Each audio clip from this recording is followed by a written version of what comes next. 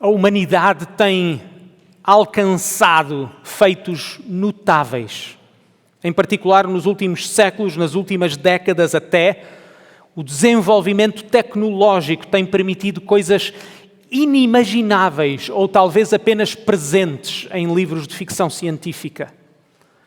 Mas aquilo que não devemos confundir é o desenvolvimento tecnológico com maturidade. O desenvolvimento tecnológico que temos assistido e um desenvolvimento que é real não é sinónimo necessariamente de desenvolvimento social ou moral. Reflitam comigo. É verdade ou não que o poder militar tem vindo a aumentar ao longo dos séculos? Mas será que o aumento do poder militar acabou com as guerras? Será que a sofisticação da diplomacia trouxe mais paz? Lembrem-se, o século XX, o último século a ser completado, foi o mais sangrento da história da humanidade. As estimativas apontam para 160 milhões de pessoas mortas em guerra. Só para terem noção, no primeiro ano da nossa era, a população estimada era de 200 milhões de pessoas. O que significa que no século XX, em guerra, morreu o equivalente a 80% da população mundial do ano 1 da nossa era. Ainda hoje ouvimos falar das guerras recentes na Ucrânia, no Médio Oriente. Taiwan parece ser um barril de pólvora. Os dados mais recentes no site da ONU dão conta de 37 milhões de refugiados, 68 milhões de pessoas mais deslocadas devido à guerra. É verdade ou não que o poder, a capacidade de criar riqueza aumentou? Temos ou não a capacidade de produzir alimentos suficientes para alimentar toda a população no mundo? No entanto, será que o aumento da capacidade de produzir alimentos acabou com a fome?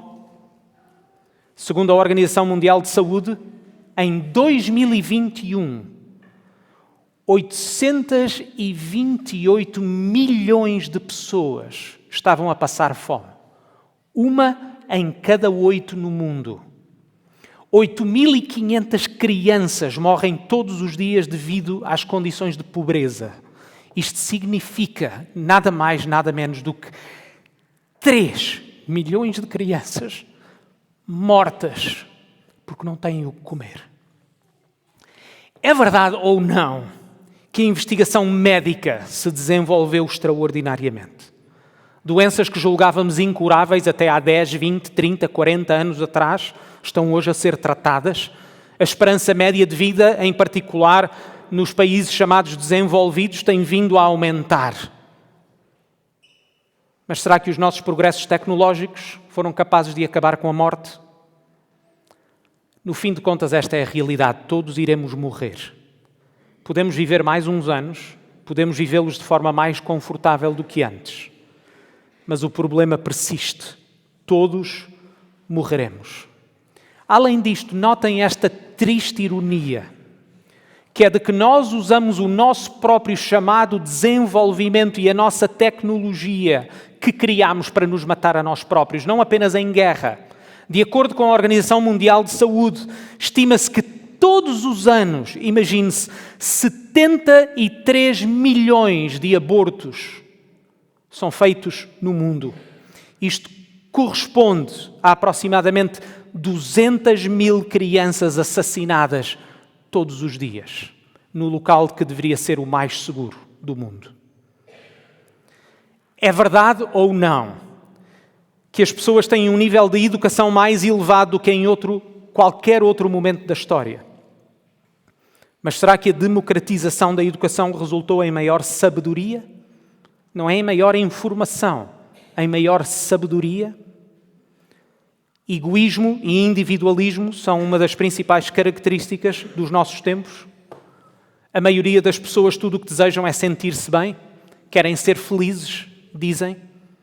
Vivem para si mesmas, na sua ganância, no seu egoísmo, na sua cobiça. É verdade ou não que vivemos atualmente nos países ocidentais, notem, em sociedades democráticas? Ao contrário de qualquer outro momento da história, as pessoas nestes ditos países desenvolvidos, sociedades democráticas, são livres de pensar, falar e agir. No entanto, será que os nossos sistemas políticos democráticos resultaram numa maior liberdade real? Se sim, como é que o consumo de antidepressivos aumenta todos os anos, se as pessoas são tão livres e tão senhoras de si? Ironicamente, notem, Portugal é o maior consumidor de antidepressivos e ansiolíticos do mundo, com 22 milhões de embalagens vendidas todos os anos. As pessoas estão tristemente aprisionadas em si próprias, muitas dependentes de fármacos, só para se levantarem de manhã, só para serem ditas funcionais.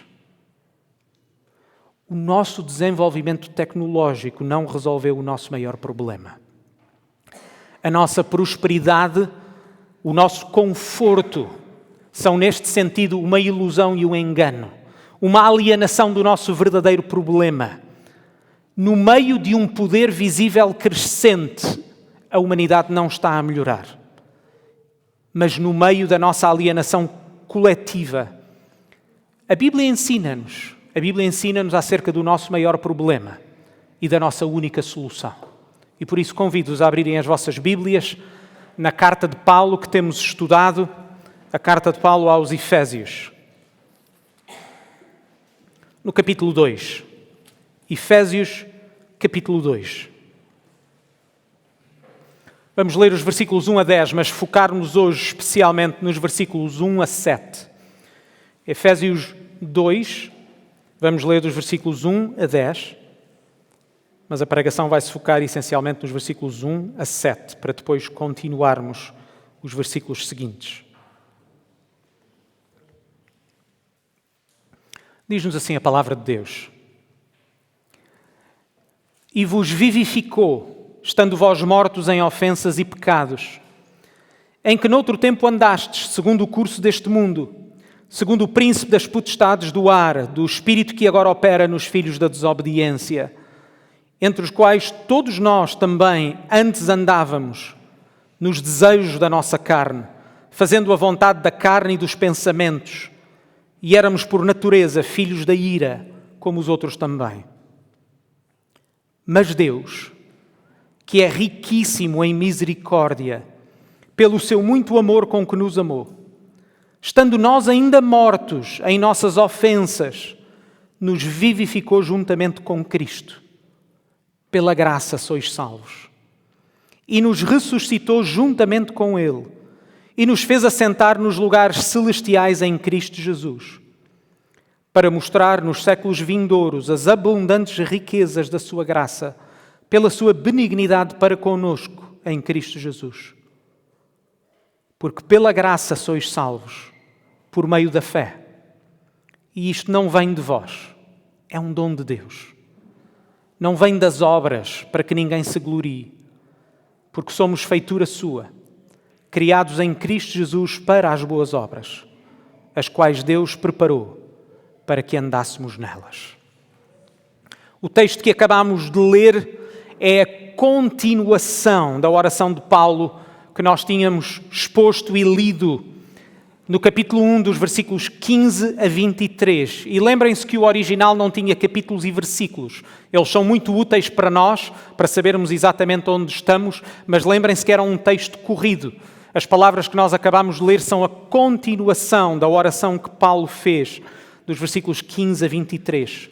Paulo orou, vejam lá nesses versículos, orou pelos Efésios e pediu que eles pudessem crescer no conhecimento de Deus. Ele disse isto no versículo 17. Depois, no versículo 18, ele diz que deseja que eles possam crescer no conhecimento da esperança e da herança que eles têm em Cristo. E depois, no versículo 19, Paulo também pede para que eles possam saber acerca do poder de Deus que age nas suas vidas. E depois, dos versículos 20 a 23, Paulo lembra a forma como Deus manifestou esse poder na vida do Senhor Jesus.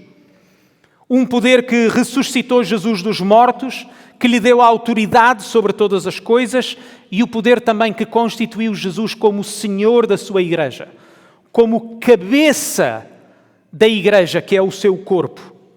E agora os versículos que nós acabamos de ler, os versículos 1 a 10 do capítulo 2, são a aplicação deste conhecimento, o conhecimento do poder que agiu em Jesus e que também agiu nas nossas vidas.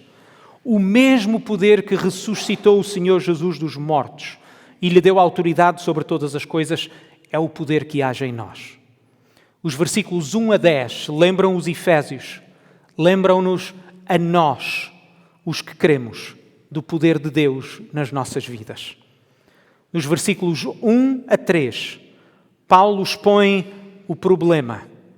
Dos versículos 4 a 10, a única solução. Estes são os 2 pontos do sermão de hoje. Número 1, o problema. Número 2, a única solução. Vejam como começa o versículo 1, no capítulo 2. Começa com estas palavras. E vós. Os versículos 1 a 3 depois descrevem quem os cristãos eram em Éfeso sem Deus. Estes 3 versículos são uma sóbria e uma crua lembrança da nossa verdadeira natureza sem Deus. A verdade nua e crua é esta. Sem Deus estávamos mortos, escravizados e condenados. Vejam como estávamos mortos. Versículo 1. E vos vivificou, estando vós mortos em ofensas e pecados, em que noutro tempo andastes. Paulo lembra os Efésios que antes do poder de Deus ter agido nas suas vidas, eles estavam mortos. Apesar de andarem, eles estavam mortos espiritualmente. E bem sei que a ideia do zombie se tornou muito popular em séries e em filmes e em livros. Mas notem isto, a imagem de um zombie é na realidade uma criação bíblica para descrever a condição dos seres humanos sem Deus. As pessoas sem Deus estão vivas corporalmente, mas mortas espiritualmente. Estão dominadas por um outro poder. Deus criou-nos à sua imagem para vivermos em perfeito relacionamento com Ele. Para vivermos em perfeito relacionamento uns com os outros e com a criação que Deus criou. O pecado não é mais do que deixarmos de viver para a razão pela qual nós fomos criados. E todos nós, sem exceção, todos nós falhamos o alvo para o qual nós fomos criados. E o resultado é uma morte espiritual. Alienámo-nos de Deus e dos outros, com as consequências que são visíveis e que já as apresentamos, com a experiência visível, seja nos nossos relacionamentos pessoais, seja no nosso relacionamento enquanto sociedade. A realidade crua da condição humana é de morte espiritual e todos, sem exceção, precisamos ser confrontados com o facto de que estávamos mortos espiritualmente por causa dos nossos pecados, pelas escolhas que nós fizemos, porque éramos nós que andávamos dessa forma. Estávamos mortos espiritualmente porque escolhemos viver as nossas vidas alienadas de Deus, que é o único que pode dar vida. A outra imagem que Paulo dá para descrever a condição humana é a de escravidão. Estávamos mortos, éramos escravos. Vejam a segunda parte do versículo 2 e o início do versículo 3. Os efésios estavam mortos espiritualmente porque viviam dominados ou escravizados debaixo do poder do mundo, debaixo do poder de Satanás, debaixo dos seus próprios desejos. Na verdade, nas nossas traduções, penso que a maioria estará segundo o curso deste mundo, segundo o príncipe das potestades, segundo a vontade da carne. Esse segundo deve ser entendido no sentido de debaixo do poder de, controlados por muito, notem isto, por muito que o ser humano goste de pensar que é independente e senhor da sua vida, a realidade é esta. Ou estamos debaixo do poder de Deus e vivemos debaixo da sua lei, ou seremos dominados por um outro poder. Seja o poder da cultura à nossa volta, de forças espirituais ou dos nossos próprios desejos. Notem, diz-nos, segundo o curso deste mundo, dominados pela sociedade e pela cultura em que nós vivemos. Notem esta ironia, uma ironia moderna. Mais uma vez, por muito que as pessoas digam que são autónomas, que pensam pela sua própria cabeça, de que são elas que definem o seu próprio destino, a sua identidade, a sua individualidade. Já notaram que as pessoas não passam de imagens da cultura que as rodeia? A dizer o que os outros dizem? A vestirem-se como os outros querem? Na sua ânsia de se verem livres das amarras da cultura dos seus pais, nem sequer se apercebem que essa sua ânsia não passa de um reflexo da cultura da sua própria geração. No desejo de serem livres, são dominados por uma ansiedade criada pela sua própria loucura e pelo desejo de serem aceites. Diz-nos também, segundo o príncipe das potestades do ar, do espírito que agora opera nos filhos da desobediência. E esta é talvez a área em que a nossa cultura tanto tem feito para anular. Irmãos, não nos esqueçamos, a realidade em que vivemos não se resume ao material, ao que nós conseguimos ver. A Bíblia ensina-nos que existem seres espirituais, que neste caso são os seres que estão em oposição a Deus e ao seu reino, e que nos influenciam. De maneira que as pessoas que estão sem Deus vivem escravizadas na sua rebelião. A negação desta realidade, da realidade espiritual, é talvez a maior prova do seu sucesso. Precisamos lembrar-nos do que Paulo vai dizer no capítulo 6, nos versículos 11 e 12. Revesti-vos de toda a armadura de Deus para que possais estar firmes contra as astutas ciladas do diabo. Porque não temos de lutar contra a carne e o sangue, mas sim contra os principados, contra as potestades, contra os príncipes das trevas deste século, contra as hostes espirituais da maldade nos lugares celestiais. Lembremos-nos, irmãos, a nossa realidade não se restringe àquilo que conseguimos ver. Mas Paulo diz ainda isto e lembra aqueles irmãos: andávamos nos desejos da nossa carne, fazendo a vontade da carne e dos pensamentos. Aquilo que já afirmámos uma vez, o pecado é a desumanização da pessoa. A descrição real, notem, que Paulo faz da condição humana sem Deus, não é nada mais do que a descrição de um animal irracional. Notem mais uma vez o versículo 3, como eles andavam. Entre os quais todos nós também antes andávamos, nos desejos da nossa... Peço desculpa. Andávamos nos desejos da nossa carne, fazendo a vontade da carne e dos pensamentos. Agora, quem é que anda de acordo com os seus instintos? São os animais. As pessoas celebram a liberdade de fazerem a vontade dos seus desejos e pensamentos sem os constrangimentos, dizem, de uma moral retrógrada, quando esse é exatamente um dos aspectos principais que nos distinguem dos animais. Quem vive de acordo com os seus desejos e instintos naturais são os animais. Os homens foram criados, as pessoas foram criadas para representarem, para refletirem Deus.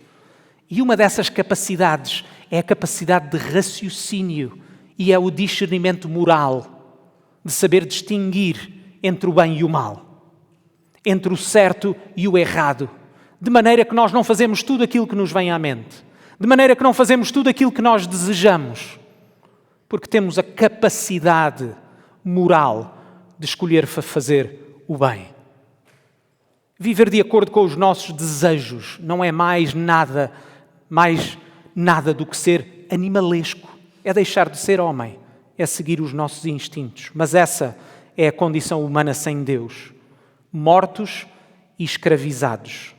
E por consequência, escreve Paulo, eles estavam condenados. Diz na segunda parte do versículo 3, eles eram por natureza filhos da ira, como também os demais. Na cultura americana existe uma expressão usada para um condenado à morte que está a caminhar da sua cela para o local de execução. Dead man walking. Um homem morto a andar, porque ele está a andar para a sua própria execução. Antes do que Deus fez na sua vida, os cristãos em Éfeso estavam mortos espiritualmente, estavam escravizados ao mundo à sua volta, ao poder de Satanás, aos seus próprios desejos, e a consequência disso mesmo é a condenação eterna. A justa condenação de Deus estava sobre eles. A expressão que Paulo usa mais uma vez aqui é filhos da ira. A ira de Deus contra o pecado e a sua rebelião era justa, era adequada e era proporcional. E Paulo afirma que esta condição é a condição de todas as pessoas. Versículo 2, em que noutro tempo andastes. Versículo 3, entre os quais todos nós também andávamos. E no final, como os outros também. Esta condição é universal, sem exceções. Como a Bíblia afirma em Romanos 3, 10 e 11, não existe um justo, nem um sequer. Não há ninguém que entenda, não há ninguém que busque a Deus. Isto significa que os cristãos em Éfeso não eram diferentes das outras pessoas à sua volta. Notem que a diferença entre um cristão e um descrente não se encontra dentro do próprio cristão, mas no que Deus fez. Finalmente, notem que o quadro que Paulo apresenta tem uma implicação brutal. Eles estavam mortos, e isso significa que eles não tinham qualquer capacidade de reverter a sua situação. Na descrição que Paulo faz, não existe nada, absolutamente nada, que eles ou nós pudéssemos fazer para alterar a nossa condição. Um morto não tem capacidade de agir, um escravo não tem poder para se libertar a si mesmo.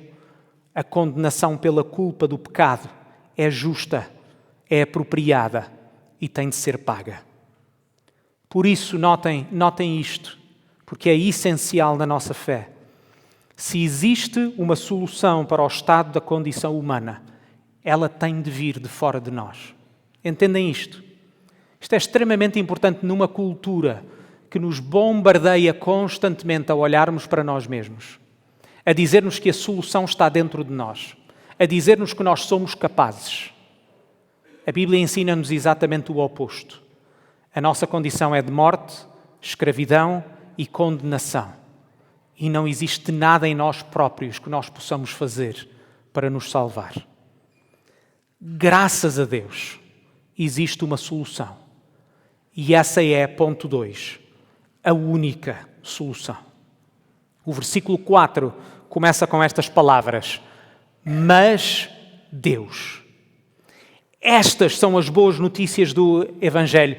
Deus agiu no meio da nossa condição de desespero, quando não havia nada que pudéssemos fazer por nós próprios, na nossa morte espiritual, na nossa escravidão, na nossa justa condenação.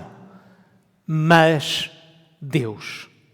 Notem este contraste. O contraste principal desta passagem não é entre o que eles eram e o que eles são, mas entre eles e Deus. Entre nós e a nossa natureza e a natureza perfeita de Deus. Entre o que eles faziam e entre o que Deus fez. Notem mais uma vez, a Bíblia não faz diferença neste mundo entre pessoas más e pessoas boas. A diferença entre um cristão e um não cristão não é entre os bons e os maus, porque a Bíblia ensina que todos estávamos na mesma situação. Mortos, escravizados, condenados. Mas Deus, essa é a diferença. A razão pela qual somos o que somos, a razão da nossa salvação e da nossa esperança, é porque Deus interveio. No meio do nosso pecado, no meio da nossa miséria, no meio do nosso desespero, no meio da nossa morte espiritual e no meio da nossa escravidão. Mas Deus agiu. Os versículos 3 a 6 são acerca de Deus. São acerca de quem Deus é e do que Deus fez. Vejam o versículo 4, fala-nos acerca do seu caráter, ou seja, quem Deus é. Diz-nos que Ele é rico em misericórdia. Fala-nos do amor com que nos amou. E depois nos versículos 5 a 6, fala-nos acerca do que Deus fez, da sua ação, das suas obras. Deu-nos vida com Cristo, ressuscitou-nos com Ele, fez-nos assentar em Cristo Jesus. De uma forma simples, nós podemos dizer que os versículos 4 a 6 nos revelam quem Deus é e o que Deus fez. Deus é, em primeiro lugar, misericordioso e amoroso, o que significa que Ele não nos pagou de acordo com o que merecíamos. A sua ira e a sua condenação eram justas, mas Deus não nos pagou de acordo com a nossa culpa. O caráter de Deus é perfeito e Ele age de acordo com o seu caráter perfeito. E Deus não nos abandonou aos nossos pecados, mas na sua misericórdia e amor Ele salvou-nos, sem comprometer o seu caráter santo e justo. Notem isto, irmãos. Lembram-se da pregação da semana passada? Do irmão Baruch?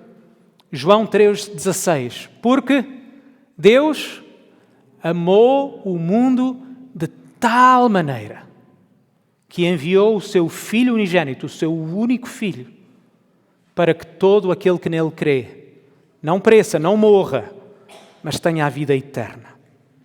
Depois de exaltar quem Deus é, misericordioso, amoroso, Paulo lembra-nos do que Deus fez. Deus deu-lhes uma nova vida. Deus fê-los assentar nos lugares celestiais. O poder que Deus agiu em Jesus é o mesmo poder que agiu neles. Ou, de forma mais concreta, o poder de Deus que agiu em Jesus age também em todos os que estão unidos a Jesus. Podem ver isso e comparar os versículos 20 a 23. O poder de Deus ressuscitou a Jesus, sentou-o à sua direita, sujeitou sobre ele todas as coisas e o constituiu como o Senhor, como cabeça da igreja. E agora aplica esta verdade a nós. Mas vejam como Cristo, o Senhor Jesus, é central. O que é que diz dos versículos 4 a 6, ou 5 e 6? Que nos vivificou, deu-nos vida juntamente com Cristo. Nos ressuscitou juntamente com Ele. Nos fez assentar nos lugares celestiais, em união com Cristo Jesus. Queridos irmãos, lembremos-nos sempre desta maravilha. A maravilha que nós iremos representar de forma visível quando juntos tomarmos a ceia do Senhor, onde simbolicamente o pão e o vinho representam, não são, mas representam o corpo que Jesus ofereceu, o sangue que Jesus derramou no nosso lugar. Jesus morreu para pagar o preço da culpa dos nossos pecados. Deus é santo e justo. A nossa culpa precisava de ser paga. Deus não podia, na sua justiça, na sua santidade, simplesmente fazer de conta que nós não pecamos, que não tínhamos culpa. A culpa precisava de ser removida. E isso só foi possível porque Jesus pagou a culpa no nosso lugar. Jesus morreu para nos libertar da nossa própria morte. Para podermos ressuscitar com Ele, Ele teve que morrer por nós. Para se encontrar connosco na nossa morte espiritual e para nos dar uma nova vida. É por isso que nós celebramos a sua ressurreição. É por isso que o domingo, nós chamamos o dia do Senhor, porque foi o dia que o Senhor Jesus ressuscitou dos mortos. Ele não ficou morto. No poder de Deus, Ele ressuscitou ao terceiro dia. E é esse poder que nos dá uma nova vida em união com Ele. Ele morreu para pagar o preço da nossa culpa, ressuscitou para nos dar uma nova vida. Lembrem-se que a ressurreição foi algo conquistado pela sua morte. Ele recebeu por direito o poder sobre a vida e sobre a morte. E por isso notem como a videira e os ramos, também nós precisamos estar unidos a Cristo para recebermos a vida que Ele conquistou. Foi o próprio Senhor Jesus que disse: eu sou a videira, vós os ramos. Certo? Nós, enquanto ramos, precisamos de estar na videira para recebermos a vida que a videira dá aos seus ramos. Como Paulo já tinha dito, Ele é a cabeça da igreja, que é o seu corpo. Nós precisamos de estar no corpo. Para estarmos unidos à sua cabeça, precisamos de fazer parte da igreja. Mas diz-nos ainda algo mais. Diz-nos assim: nos fez assentar nos lugares celestiais em Cristo Jesus. Lembrem-se que Paulo já tinha dito isto em relação a de Jesus, que Deus sujeitou todas as coisas debaixo dos seus pés, que Jesus tem autoridade sobre todas as coisas. E porquê é que esta realidade é importante para nós? Porque em união com Ele também nós recebemos dessa autoridade e poder. E aquilo que eu quero que os irmãos notem é que esta autoridade e poder não são apenas uma esperança futura. Entendem o que eu quero dizer? Esta autoridade e poder são também uma esperança futura, quando o Senhor Jesus voltar e nós reinarmos com Ele. E nós vivermos de forma perfeita com Ele. Mas notem que é também uma realidade presente, ela tem uma consequência imediata. Qual é o problema que nos é apresentado neste texto? Nós estávamos mortos nos nossos pecados, estávamos escravizados ao mundo, aos poderes espirituais, aos nossos próprios desejos. É por isso mesmo nós temos que entender que o maior poder que nós necessitamos nesta vida é o poder de recebermos uma nova vida e o poder de mortificar o pecado na nossa vida. É o poder contra o pecado. É isto que Paulo deseja que eles saibam, para que eles possam viver uma vida de vitória contra o pecado. Entenda, irmãos, muitas vezes, infelizmente, as pessoas utilizam mal, pessoas que se dizem cristãs e não são, e utilizam mal estas palavras de vitória para utilizarem para os seus próprios desejos. É a vitória para eu ter riquezas, é a vitória para eu ter os meus desejos, é a vitória para eu fazer o que eu quero. Não! É exatamente o contrário. É a vitória para termos uma nova vida. É a vitória para sermos como o Senhor Jesus. É a vitória, é o poder que nos é dado para conquistar o pecado. O poder de Deus que agiu em Cristo está a agir em nós hoje mesmo.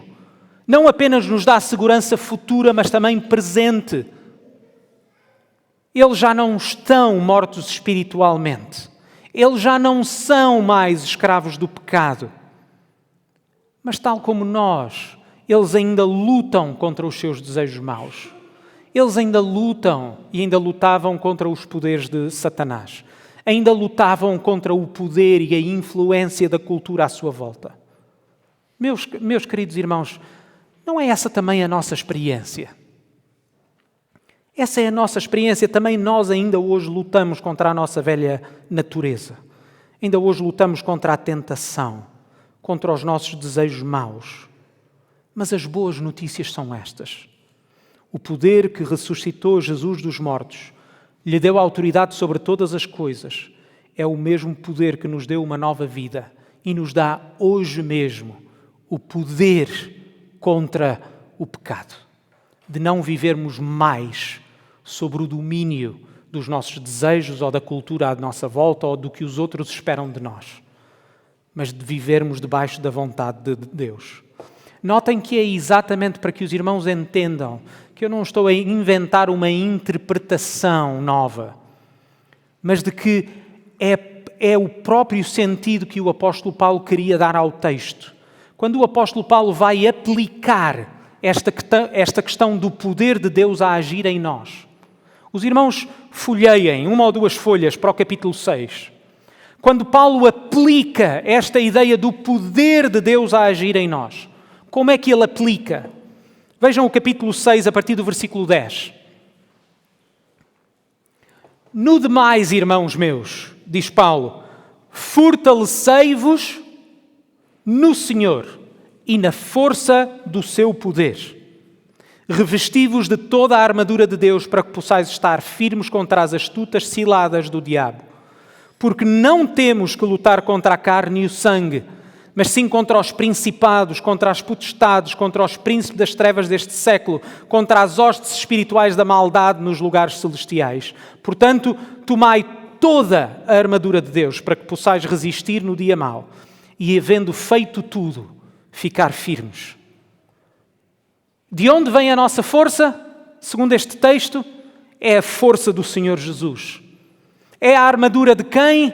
É a armadura do nosso Deus. É a armadura para quê?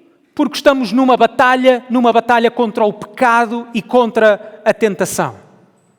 Porque estamos numa batalha espiritual, porque queremos viver de acordo com a vontade de Deus. Entendem, irmãos, o poder que ressuscitou o Senhor Jesus dos mortos é o poder que nos dá uma nova vida. O poder que lhe deu a autoridade sobre todas as coisas é o mesmo poder que nos dá a autoridade para progressivamente mortificarmos o pecado na nossa vida. É isso ou não aquilo que nós afirmamos quando lemos o parágrafo 10 da nossa confissão? O que é que nós dissemos? Queremos que a santificação, o que é a santificação? É tornar-nos cada vez mais santos, certo? Cada vez mais, vivermos cada vez mais de acordo com a vontade de Deus. Queremos que a santificação é o processo, não é de um momento para o outro, é alguma coisa no qual crescemos, pelo qual, segundo a vontade de Deus, nós somos feitos participantes da sua santidade. E depois lembra-nos que é uma obra progressiva, certo? Que ela é iniciada na regeneração. Regeneração significa que ela começa quando Deus nos dá uma nova vida e que ela é efetivada nos corações dos crentes pela presença e poder do Espírito Santo. Entendem? É isto ou não exatamente o que nós acabamos de ler? É isto ou não que Paulo deseja para as suas vidas? Que eles cresçam neste conhecimento do poder de Deus que age neles. Mas agora vejam os versículos 14 a 18 do capítulo 6, nesta aplicação, quando nos diz: estai, pois, firmes, tendo cingidos os vossos lombos com a verdade, vestida a couraça da justiça, calçados os pés na preparação do Evangelho da paz, tomando sobretudo o escudo da fé, com o qual podeis apagar todos os dardos inflamados do maligno. Tomai também o capacete da salvação e a espada do Espírito, que é a palavra de Deus, orando em todo o tempo com toda a oração e súplica no Espírito, e vigiando nisso com toda a perseverança e súplica por todos os santos. Deus age em nós, mas Ele utiliza meios. Não é também o que a nossa confissão diz? Diz-nos assim, termina assim: no uso contínuo dos meios decretados, certo? Nós continuadamente usamos os meios que Deus nos deu para a nossa santificação. Em especial a palavra de Deus, o autoexame, a abnegação, a vigilância, a oração. É exatamente isso ou não que Paulo deseja para eles. Meus queridos irmãos, usemos os meios que Deus nos dá para lutarmos contra o pecado e vivermos a nova vida que temos em Cristo. Leiamos, estudemos, aprofundemo-nos no conhecimento da palavra de Deus. Passemos tempo em oração, em dependência do nosso Deus, em reconhecimento que é dele que vêm todas as coisas. E não nos esqueçamos da igreja, porque a igreja é o seu corpo. Quem não está unido ao seu corpo não pode estar unido à cabeça. A igreja é o meio que Deus usa para que juntos possamos crescer na fé. E para terminarmos, vejam o versículo 7. Para mostrar nos séculos vindouros as abundantes riquezas da sua graça, pela sua benignidade para conosco, em Cristo Jesus. Queridos irmãos, quando somos lembrados quem éramos sem Cristo, o que Deus fez para nos salvar, o que é que nos resta? Quando a história deste mundo chegar ao fim, quando o Senhor Jesus voltar para julgar os vivos e os mortos, quando recebermos a herança que Ele nos prometeu, o que vai ficar manifesto perante todos os olhos é a graça e a bondade que Deus teve para conosco em Cristo Jesus. Ninguém, absolutamente ninguém no céu vai dizer: eu estou aqui porque fiz a escolha certa e escolhi a Deus. Que disparate! Quando a história deste mundo chegar ao fim, o que vai ficar manifesto é a graça e a bondade que Deus teve para conosco em Cristo Jesus. E essa graça e bondade são já claras nos que creem. Por isso é que nos juntamos para louvar a Deus, porque nós sabemos quem éramos e quem somos. Sabemos que Ele merece toda a glória. É por isso que nos juntamos às palavras do apóstolo Paulo em Romanos 11:36. Porque dele, por Ele e para Ele são todas as coisas. Glória, pois, a Ele eternamente. Amém. Vamos orar. Pai do céu, nós queremos agradecer-te porque não nos abandonaste ao que nós merecíamos. Queremos agradecer-te por tão grande salvação. Queremos agradecer-te e pedir-te que nos possas ajudar a viver para a razão pela qual tu nos criaste. Ajuda-nos, ó Pai, a sermos verdadeiramente humanos, a sermos como o teu Filho Jesus, a procurar agradar-te em todas as coisas. Ó Pai, que o poder do Espírito Santo possa trabalhar em nós, para nós podermos progressivamente crescer no poder contra o pecado. Ó Pai, nós não queremos mais viver escravizados aos nossos desejos. Não queremos mais viver escravizados aos outros. Não queremos viver escravizados a qualquer outro poder que não o teu. Porque só o teu poder é bom. Só o teu poder é que nos edifica. Só o teu poder é que é verdadeiro e eterno. Nós oramos e pedimos estas coisas no nome do Senhor Jesus. Amém.